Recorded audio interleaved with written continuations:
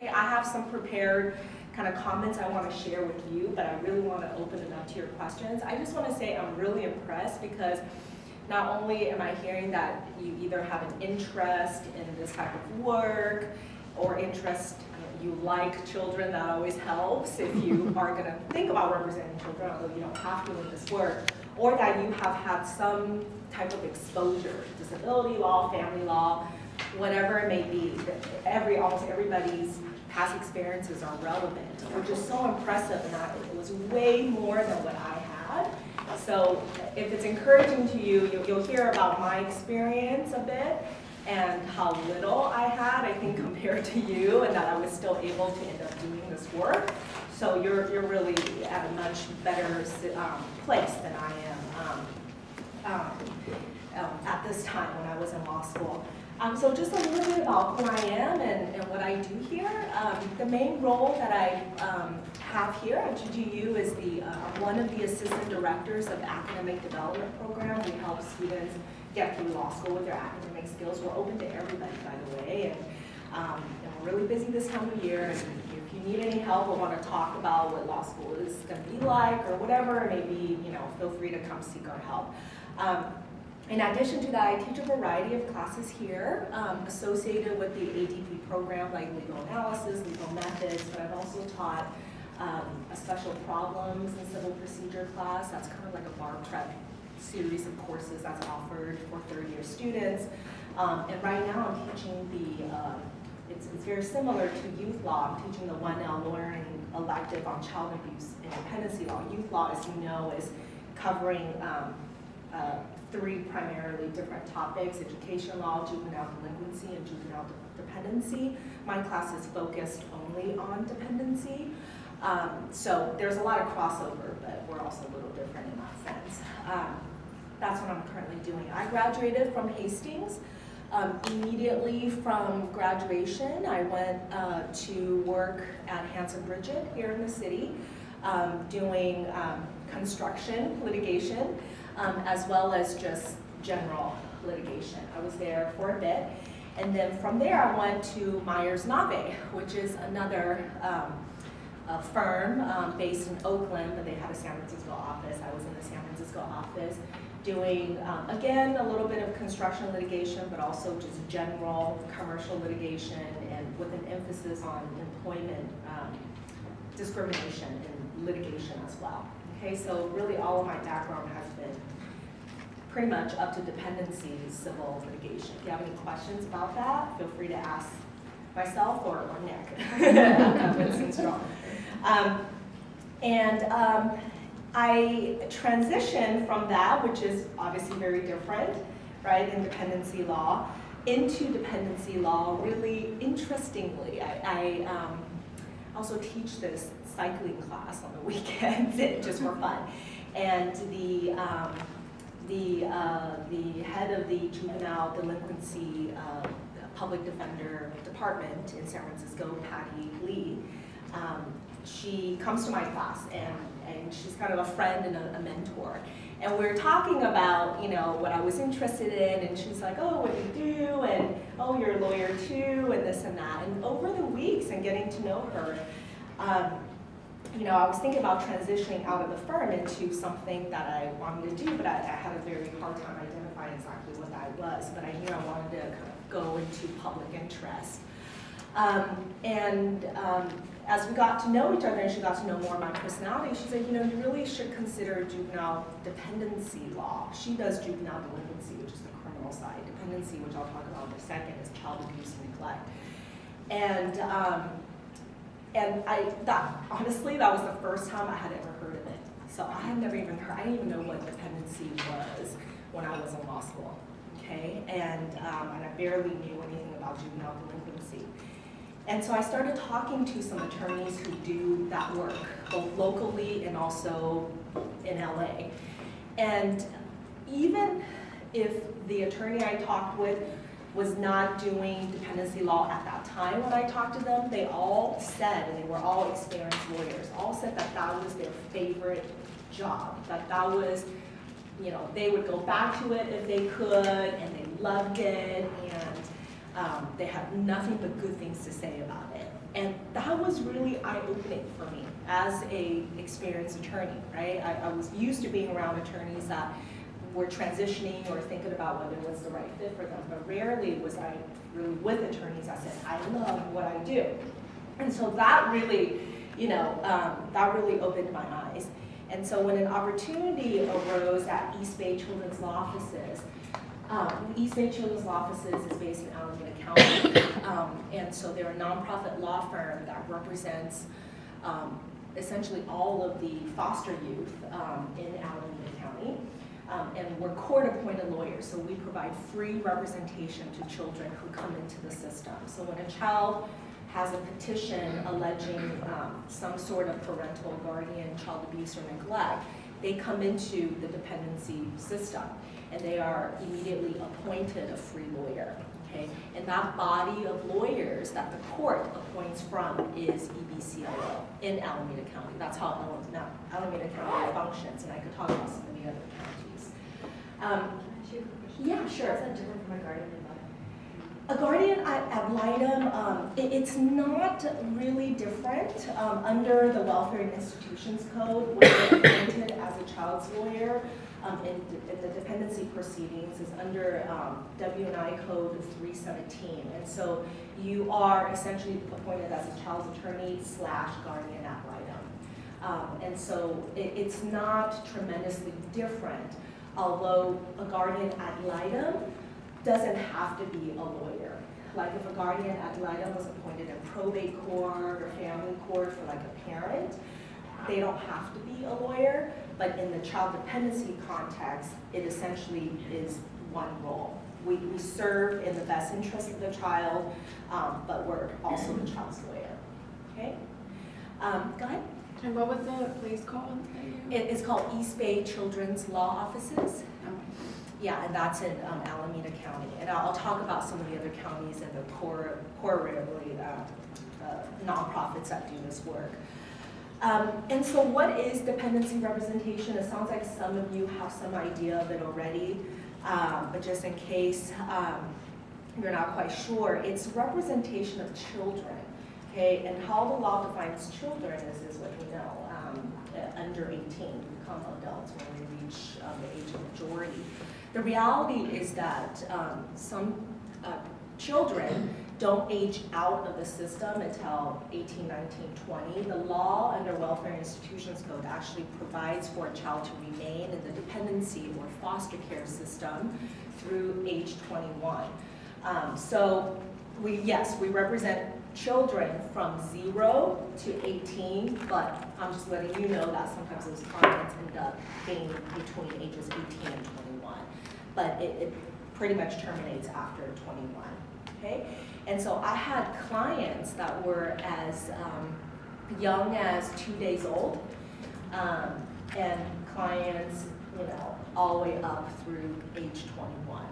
Okay, and so it could range quite a bit, and you can imagine, and I think the social workers in here, you can imagine kind of the different issues with respect to not only child development, but their social issues, their needs can vary greatly in that age range. It's a huge range. So these are all children that are, when we hear about foster care, this is what foster care is. If you're a child in foster care and you're currently in foster care, that means that at some point in time, there was a case that adjudicated you as a dependent of the court, okay? And that case is initiated by the county, and it's what you think of as Child Protective Services, or CPS. Okay, they're the prosecutorial arm, although that's not quite the proper title, but they're the ones who essentially go after the parent, right? They file the petition, which is like a complaint, like a civil complaint, but it's in a judicial form. Okay, they file the petition, the case is initiated. At the first hearing, which is a detention hearing, the child is appointed a lawyer. The parents, or parent, or guardian, whom the petition is filed against, is also appointed a lawyer, typically a free lawyer, okay? Free family law or dependency parents counsel.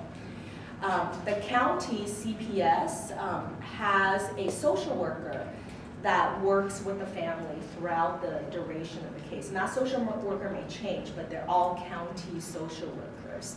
Okay, and they are represented by county counsel. In San Francisco, it's a little different. I believe they're represented by city attorneys. Okay, so the designation of that prosecutorial arm might be a little different, but in Alameda County, it's county counsel. Contra Costa County, I believe, is county counsel. San Francisco, that department that handles CPS is part of, I believe, the city attorney's office. Okay, so every county is a little different, but the rough kind of framework is the same. And so when you're appointed to represent either a child or a parent, you typically have the case from beginning to end. Okay, meaning the initiation of the case all the way through when a case terminates. The case can terminate because the child emancipates out of the system. A case can terminate because the child gets adopted, or there's a legal guardianship that's ordered. Or the child reunifies with mom and dad because they're removed from mom and dad. Sometimes they're not removed from mom and dad. They get to stay home with mom and dad, but mom and dad have to meet certain requirements of a case plan for the court process to go away. So the court kind of watches over that family until the parents kind of essentially get their act together, and then the case is dismissed. Okay? So any questions about that? That's On average, how long do you keep cases? It's hard to say because we have quite, I believe our docket is about 2,100 or 2,400 kids in Alameda County. And I want to say 40% it remains in what's called long-term foster care. So adoption wasn't an option for them, legal guardianship. There wasn't a person who was available via legal guardian. They did not reunify with mom and dad, or they never had a mom and dad to begin with, etc. So the government essentially takes care of the kid until that kid emancipates. And so I would say maybe 40% of our docket were kids in long-term foster care. But do you, as their lawyer, like for example, as a social worker, you can keep those kids for years? Mm-hmm. So is it the same as a lawyer? Your caseload doesn't really change very much? It depends. My caseload can change dramatically if I get a bunch of new cases and the children reunify with their families within 6 months. Then the case can be dismissed if certain grounds are met. So it's really hard to say, but yes, I mean, until dismissal happens, you keep the case. It's not like, you know, my caseload will go to another lawyer in another organization. Right, so it's run similarly to how social workers do it. Can I ask you another question about that? Sure. Sorry, I don't mean to monopolize, just stop me. How does it work for you specifically? Because the social worker is the one that actually creates the plan and carries it out, as far in my experience. So what are you actually doing as the lawyer? Making sure, because we are represented for the child. We are essentially the child's voice in court. Right. So we're holding. Do you have any time with that child? Yes, absolutely. It's mandated by law also that we meet with our clients on a regular basis. And so, yes, you're absolutely right. The county drives the case and makes the recommendation. The dependency process is very hearings-based, and this is kind of what I want to touch upon that's different than maybe civil litigation and criminal litigation, is that it's very hearing-driven. There are mandated statutory hearings that must happen, at certain points in time. And so the county social worker, on behalf of the county, will make recommendations at each of those hearings. And I, on behalf of the child, can look at the recommendation and say, I agree that this child at this time should reunify with mom because mom is now clean and sober. Or I say, I don't agree with the county for the following reasons, and I will put on a trial to show why my position is correct. So we are no different than any kind of lawyer in the civil criminal context in that we have a client. Our client has a position, and we fulfill that position. The problem, as you can anticipate, is a 2-year-old or a 2-day-old or even a 8-year-old can't really articulate what that position is. And so one of the fascinating areas with dependency law is a lot of these ethical issues that arise between stated interests in civil litigation and criminal litigation. Your client wants X, usually, to win, and you will, get that result. That's your job, okay? Now, in dependency, because your client might be nonverbal or perhaps even disabled, right? They're not able sometimes to give you that verbal direction. And so it's a balancing of stated interest and best interest. But I think about our role as being the voice of the child and also keeping all the other parties accountable. And the system is really interesting because it's a multi-party system, okay? County council is one lawyer. Parents sometimes, if there are both or multiple, dads that have stepped forward, they all have separate lawyers. Even if they're married, they have separate lawyers, okay? And the child and children's siblings have sometimes separate lawyers, or sometimes, depending if there's no conflict, then I will represent all of the siblings together. So it's a multi-party system, and it's also multidisciplinary, okay? In that it's unique, in that it combines your traditional law, okay? Every body of law that you will practice will come from a statute or a body of different statutes. Okay, that's where we begin. That's actually law. And then we turn to case law to interpret those laws. And so, yes, dependency law primarily draws from the Welfare and Institutions Code, the Family Code, the Education Code, some penal code as well. But the interesting thing with dependency, I'll get to you in just a second, is that inevitably when you're representing a parent in this context, or a child, there are many other issues that come into play.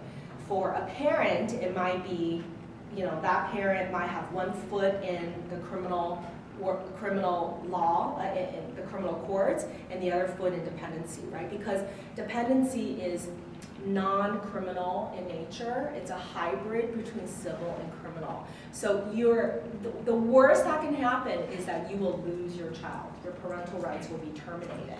But the dependency judge doesn't put you in court. But there might be a corollary prosecution for child endangerment or whatever it is that you did as a parent. So you have criminal charges pending at the same time. So for a parent's lawyer, you sometimes handle both, okay? Both aspects.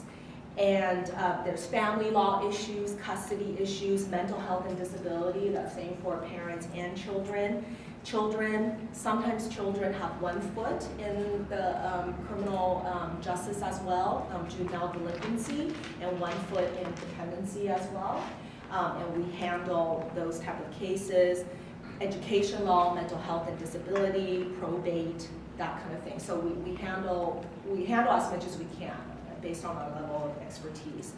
And so it's a multi-legal system and also multidisciplinary, meaning non-legal, like social work, right? When you're representing a kid, there are going to be issues that are not limited to legal issues. And I want to say in the past, 20, maybe 15 years, for sure 15 years, there's been a rise in what we call multidisciplinary representation or holistic advocacy. You'll see that a lot of that in law school clinics, where some law school clinics will have law students working alongside social workers or law students working alongside mental health professionals on behalf of their clients. And so this kind of holistic representation is the heart of dependency work, because it presumes that if you're to serve the client's legal needs, you can't only look at their legal needs. Their legal needs are connected with other needs that you have to address. And so when you're representing that client, you're really looking at all of the issues that may impact the legal needs, as well as issues out of that. out of the legal realm. And that's also been the trend for juvenile delinquency as well. I know in talking with Patty Lee at the SFPD's office, they employ social workers, MSWs, LCSWs, who are licensed specifically in social work. So with respect to you guys who have social work degrees, actually my scholarship right now is about the intersection between social workers and lawyers and some of the ethical issues that come up with respect to confidentiality. It's really fun and cool stuff, and there's really no answer out there. But which is a great topic to write on because no one can criticize you. But the intersections, because you have two disciplines. Social work is their own professional discipline. Lawyers are their own professional discipline. When you have those two disciplines work together, it's a great, awesome thing. And you could achieve a lot for a client. But at the same time, there are kind of ethical dilemmas that arise in that work. But nonetheless, the trend is employing social workers to work alongside lawyers. And the tremendous impact of having a social worker. You can imagine, we're lawyers, we go to law school. Unless you have a social work degree or have specialized social work training, you really don't know. I mean, I had no idea how to talk to my first client about child abuse. I mean, how do I broach that subject? How do I begin talking about it? Do I do an investigative type of interview, or do I do a get to know you type of interview, and then maybe these facts will come out? I had no idea what to do, and I really needed a social worker to tell me what is developmentally appropriate, what are the ways that you would approach talking to the client, how to make the client feel comfortable, right? So a social worker can really help with the day-to-day interactions with the client and serving the client's needs, as well as very difficult cases when, let's say, the social services agency is recommending that a child reunifies with a parent that previously had sexually abused a child, right? And so in that scenario, I mean, certainly I've been part of the case since the beginning, so I know the history of the case, but you know, what is the type of environment what are red flags that I should look for? What is the environment that that this kid should go back into? What should that look like? What are some of the therapeutic results that I should be asking for and seeking from the parent's therapist? I mean, these are all really kind of big social work, mental health related issues that lawyers really need the assistance of social workers on. So that's why holistic representation has been this trend based on this need. And we find that having social workers on our team really serves the client as a whole. Yeah? Do you work, or have you ever worked with a court-appointed special advocate, a CASA? Yeah. So what would you say their role is? Because it sounds kind of similar. But I'll talk about it. Yeah, okay. CASAs are great. Every time there's a CASA on my case, I just say hallelujah, and I'm so thrilled. And this is another thing, and I'll talk when we get to the end about what are some of the things that you can do to explore this area of law to see if you're interested in it or to gain experience in it. CASA, C-A-S-A, stands for Court Appointed Special Advocate. Okay? They are volunteers. They don't have to be lawyers. In fact, I've worked with CASAs who are, you know, software engineers, and you know, they're just regular citizens that want to help and like working with kids. Okay? And so they are court appointed. They have that court appointment to represent the kid, but not legal representation. Okay? They are. And they're more than just a big brother, big sister mentor, okay?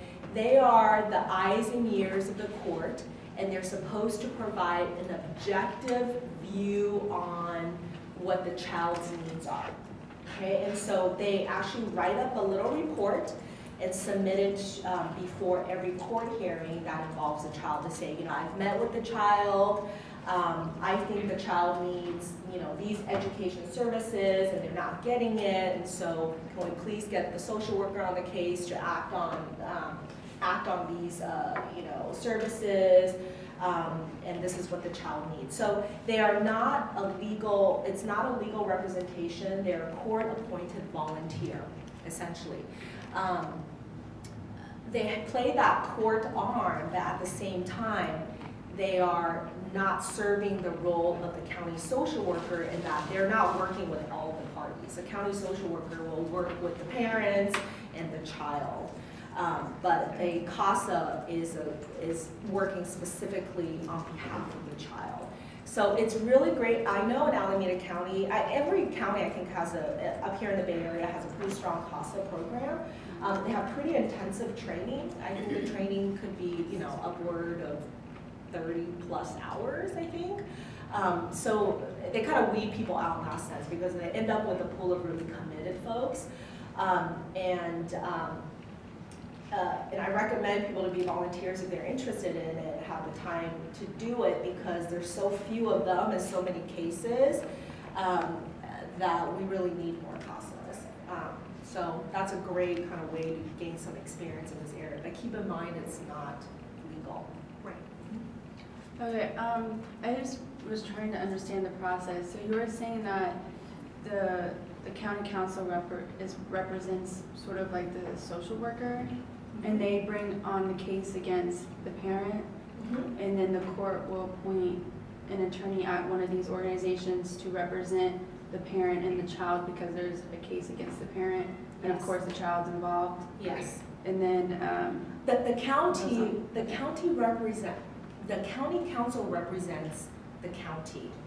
Okay, just like a city attorney represents the city of San Francisco.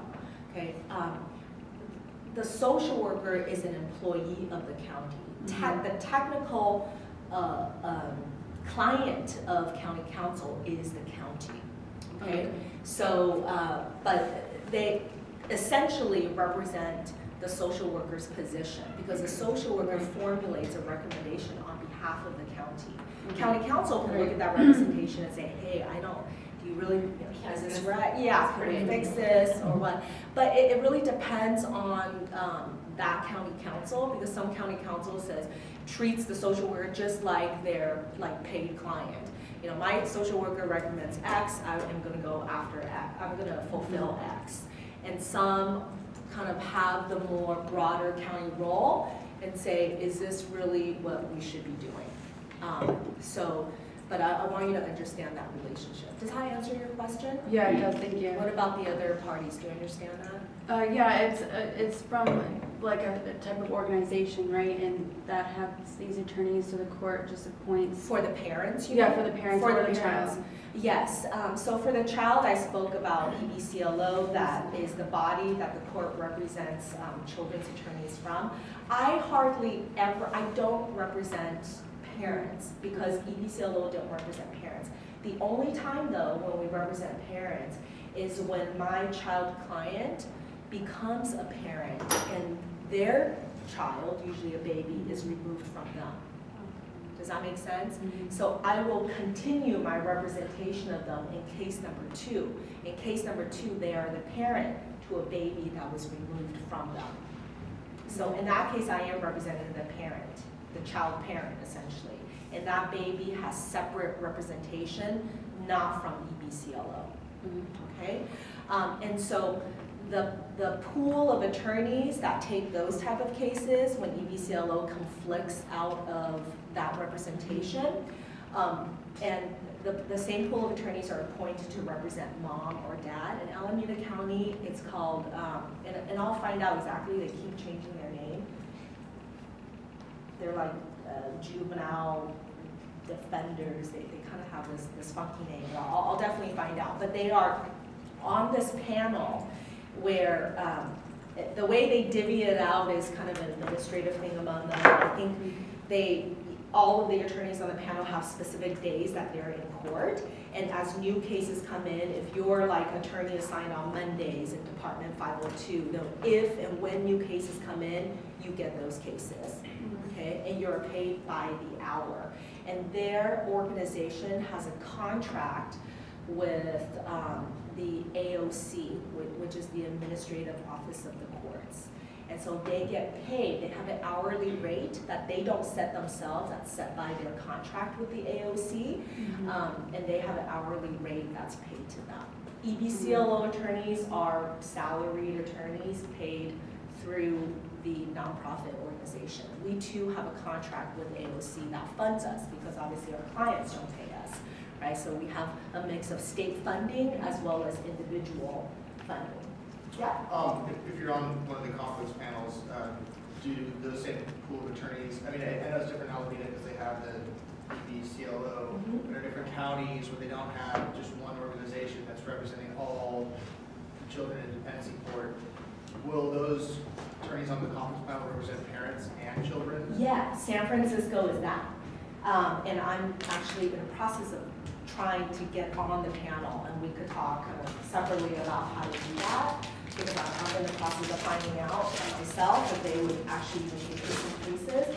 So they have a panel, and the organization in San Francisco that does a lot of children's work, but they're not limited to dependency, they're LSC, Legal Services for Children.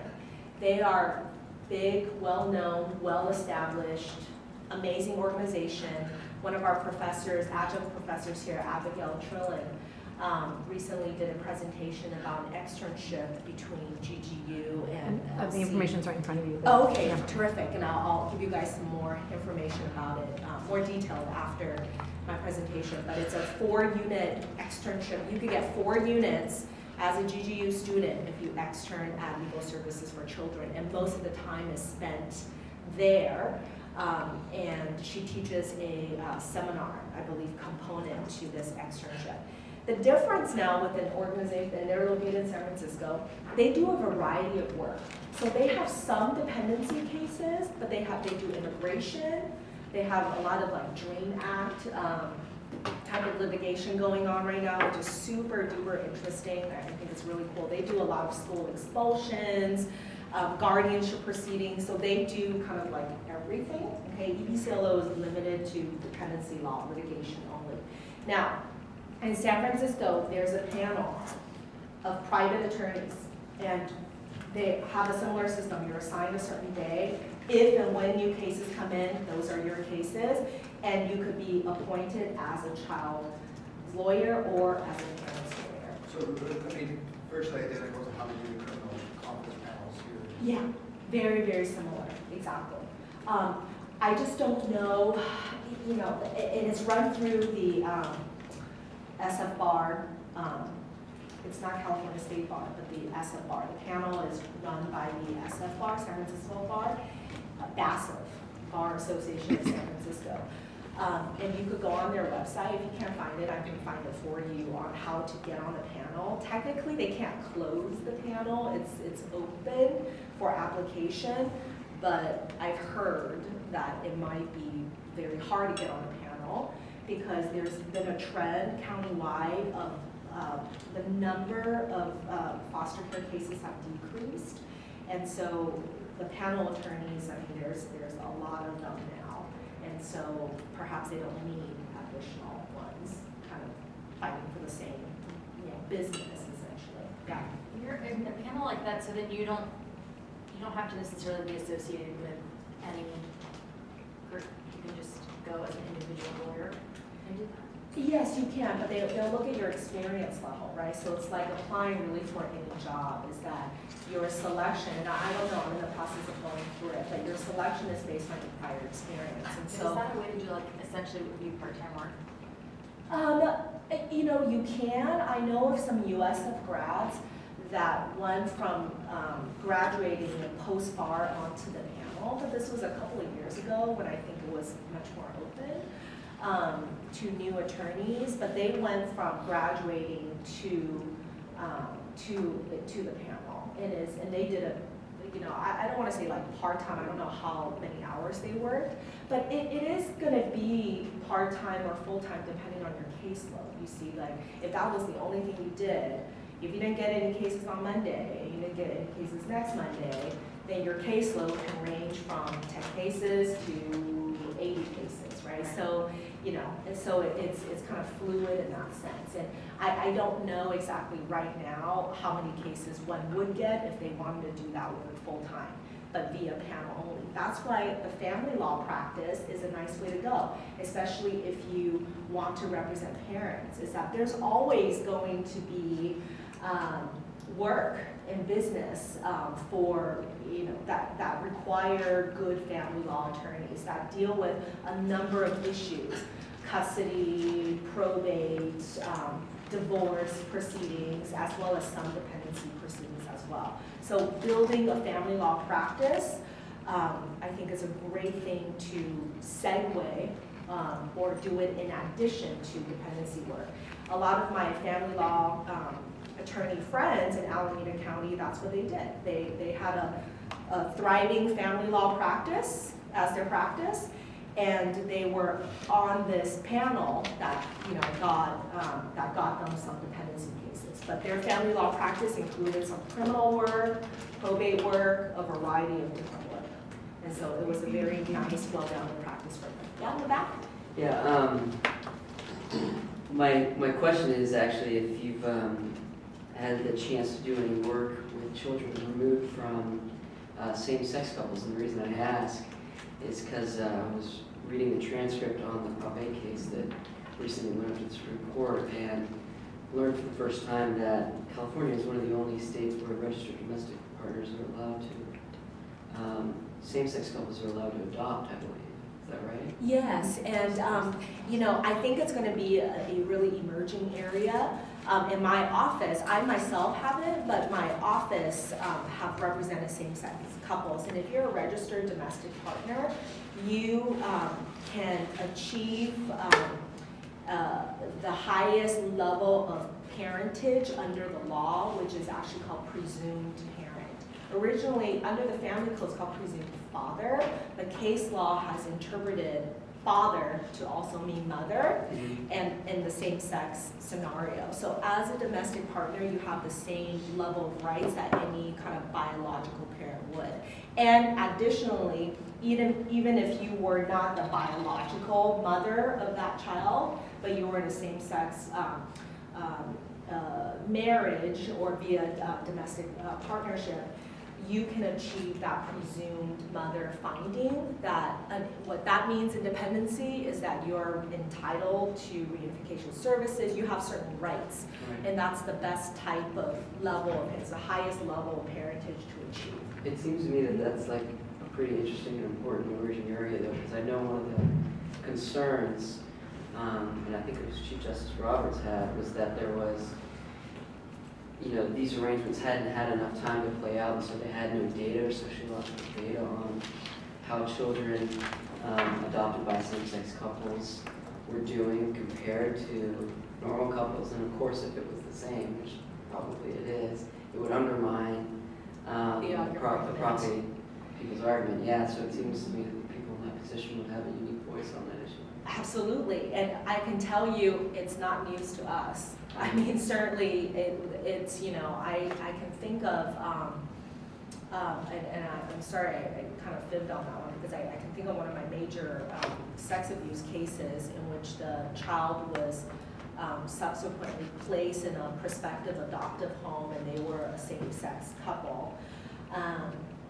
And I mean, you know, I can't give you the science or the data behind it, but I can tell you that I was advocating for that child to stay with that family, because she got not only, you know, equal care, she got way better care than what her parents, you know, her real biological parents provided her. So yeah, I made a note of that, because I think that's going to be an emerging area, at least to have the, I guess, the data to show. But I think common minds will agree that you know, the components of what makes a child thrive in a home does not arise from the sexual orientation of the parents. It kind of seems like a no-brainer, right? A couple of other things that I want to make sure that I convey to you guys is some of the differences, okay, between, you understand, I think, a bit more about the kind of the different systems. but, you know, like I was saying earlier, did not have any dependency experience at all.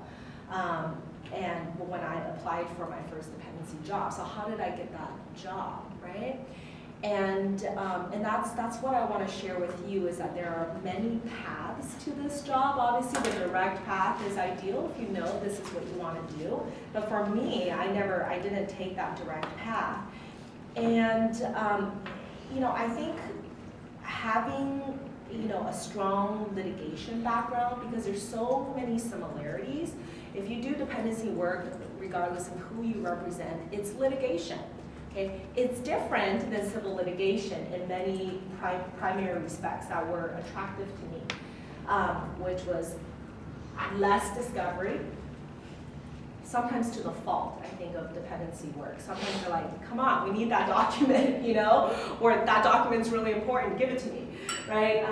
But there's very less discovery. There's no kind of discovery system or timeline that's built into the dependency system.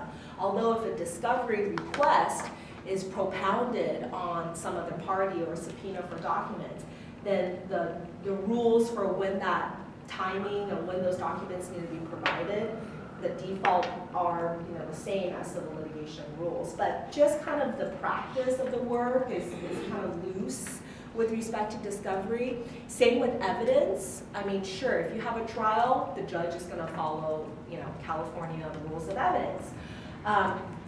But, you know, with respect to hearsay statements or hearsay statements contained within social workers' reports, and social workers' reports are routinely entered into evidence, those rules tend to be a little bit looser. Oh, sorry, you have a question? So there are similarities and there are differences. Another difference is that dependency proceedings are all bench trials. Okay, so they're closed to the public by law, and so you're never going to pick a jury or select a jury. So that could be a good thing, that could be a bad thing, because all my cases are in front of the same judge. And so you really do get to learn about that judge's preferences and quirks, and which is good, but at the same time, sometimes you're like, boy, if I could really try this in front of a jury, I would win. And so, you know, there are pros and cons. Motions, I think, is less motion practice than civil litigation. You don't get motions, you don't write motions like motions for summary judgment. Yay! Big mega motions, but most of the motions I wrote were on issues, like if there was a parentage issues, if there was a father that was coming forward and he was trying to achieve presumed father status, and I feel like either he should not be able to obtain that status or that status should be rebutted because he abused the child, then I will file a motion. So the motions are more issue specific, okay? A lot of cases end up settling in some form, but not like civil litigation and more in the formal settlement context. Meaning that we do go to mediation on issues, and issues and cases can be settled in that sense. But it's not up to the parties. The parties can't just agree, hey, this dependency case should go away. If you do this, my client will agree, we'll just end it right now. That's not how it works. Okay, once the court is involved, only the court can determine whether the case is dismissed or not. You can settle on an issue with respect to custody, maybe placement, maybe visitation. You could go to mediation on any of those issues, and the court encourages that. But it's not these, you know, kind of settlement discussions or negotiations that happen in civil litigation. Okay, so those are some of the differences, but, you know, and I forgot, I'm sorry what my original point was.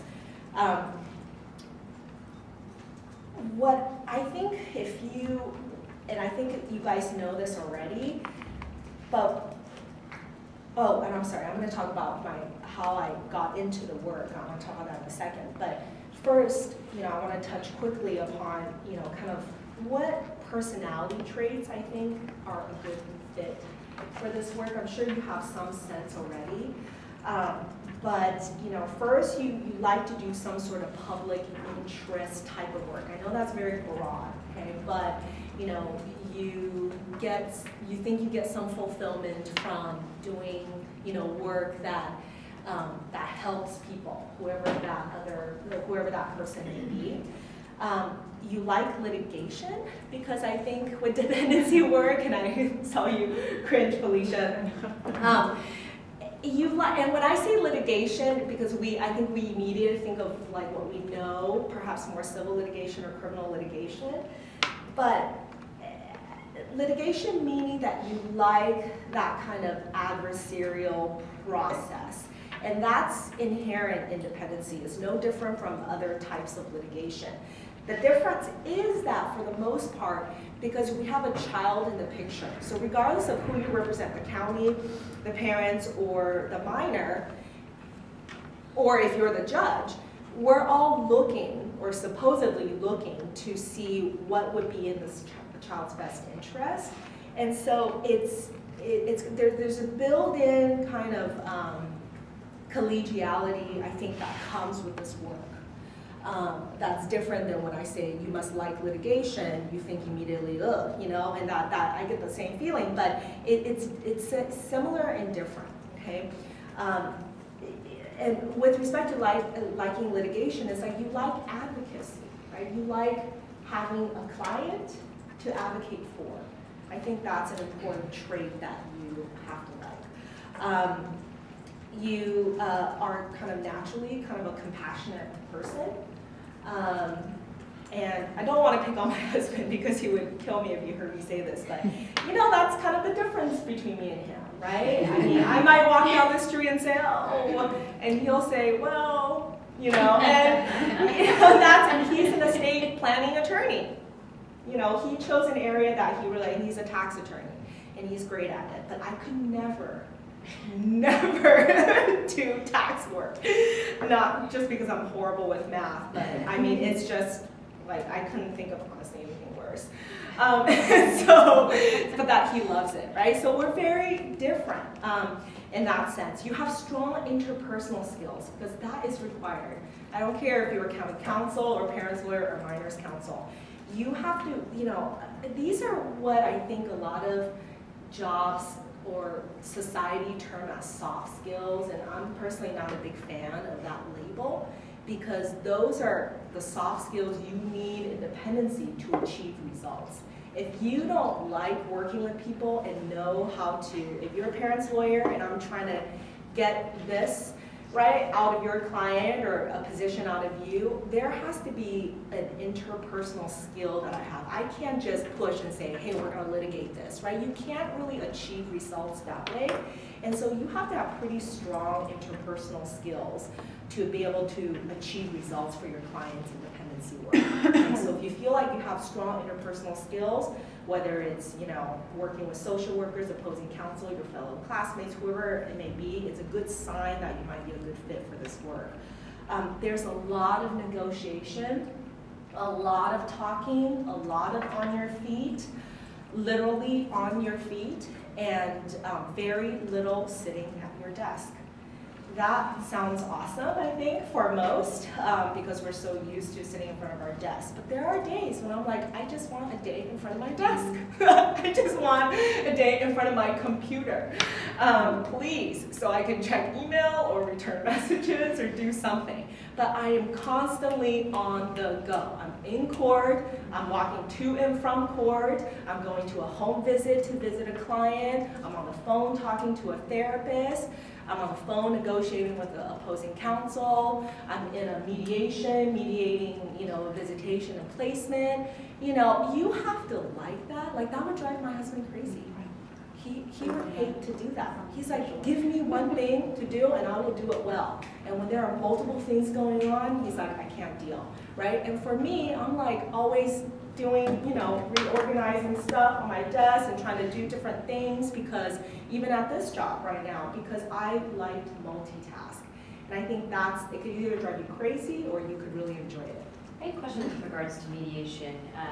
You know, when I was working with an attorney in New York, it was just kind of growing at that point. This was like 2003, and a lot of times the judges, and it was strictly family court related, kind of divorce and custody and finances, where the judge would say, you know, I think you guys have a chance to actually settle this out of court, and it's in your best interest, so go through mediation routes if that doesn't work, then come back.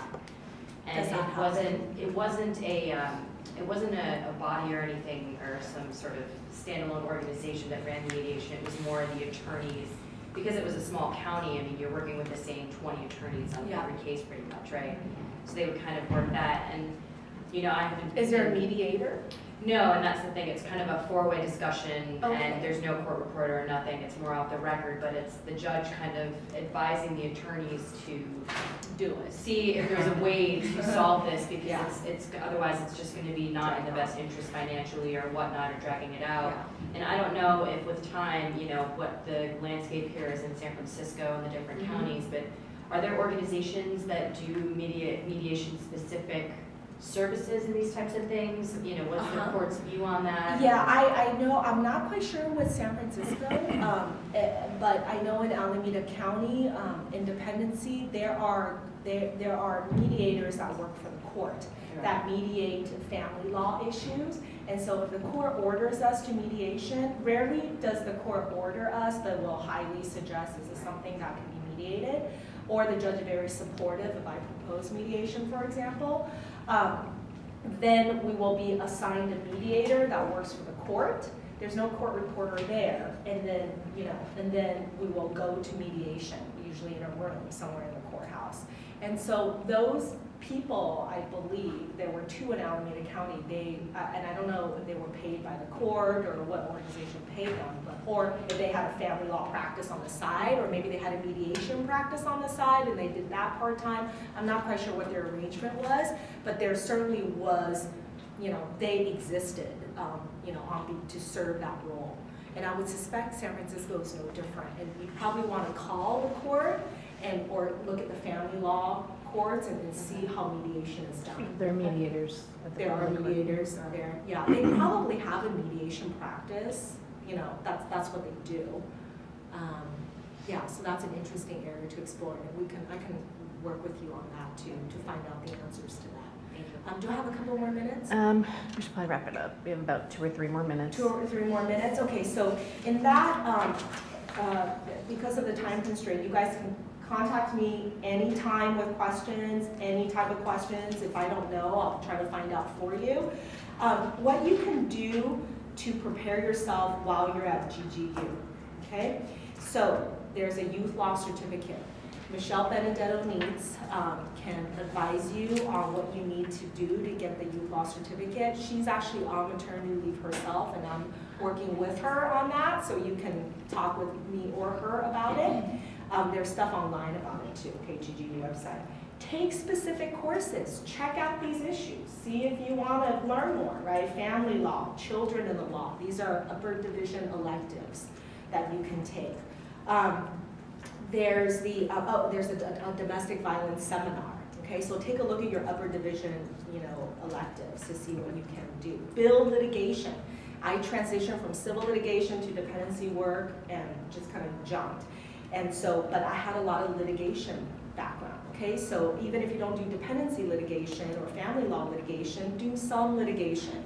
At GGU, STEP, Moot Court, Women's Employment Rights Clinic, I mean, those are all heavy kind of litigation, negotiation type of experiences.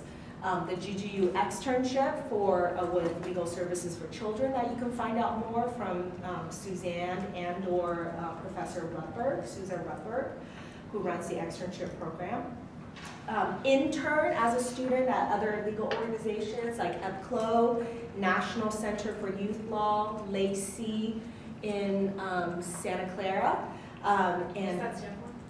what? I'm sorry, I Legal don't advocates know. for Legal children. advocates for children and youth. Okay, That's thank you. right. I just know Lacey. But they're really great. They're like EPCLO, but in Santa Clara. Bay Area Legal Aid, they don't do dependency work, but they're a legal aid organization.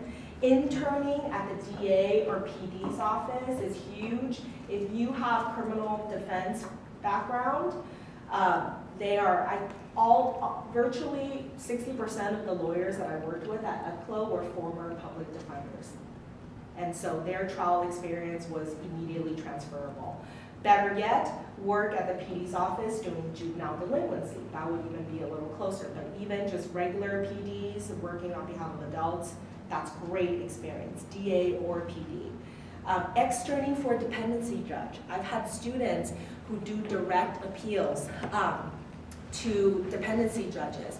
You can certainly apply through whatever programs are in place, but dependency judges, they're kind of lesser known judges. Their cases are like up to here, and when they get a student that says, hey, I'm really interested in this work, these are some of the coursework that I've done, and this is why I would be a great law clerk for you. Some of my students did that with a judge I knew, and he contacted me immediately and said, oh, 2 students have applied, what do you think?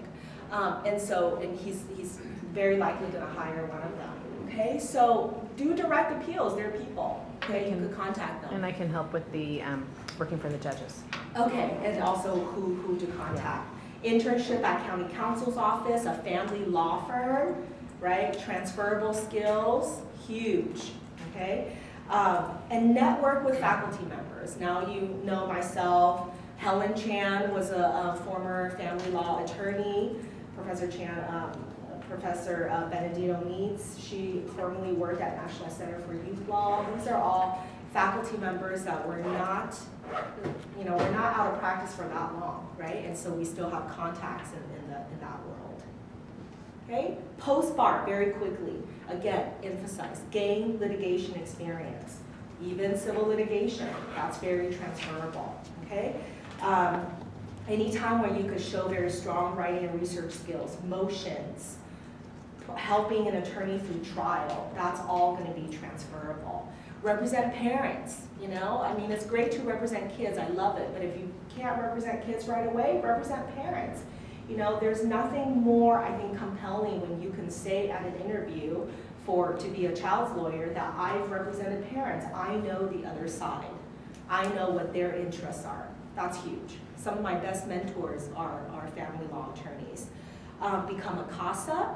I'm also an education representative. This is something that we can talk about, outside of this context, but I'm a court-appointed education representative for a foster youth. And EBCLO and National Center for Youth Law, Legal Services for Children can help you guys become education representatives. And we could talk more about that another time. This is all post-bar, okay? Post-bar, join the National Association of Counsel for Children, NACC. These are, it says counsel for children, but it's not limited to counsel for children. It's child and family law professionals. It's the big professional network. They post jobs, and they have trainings, and they have events. So it's a really good organization.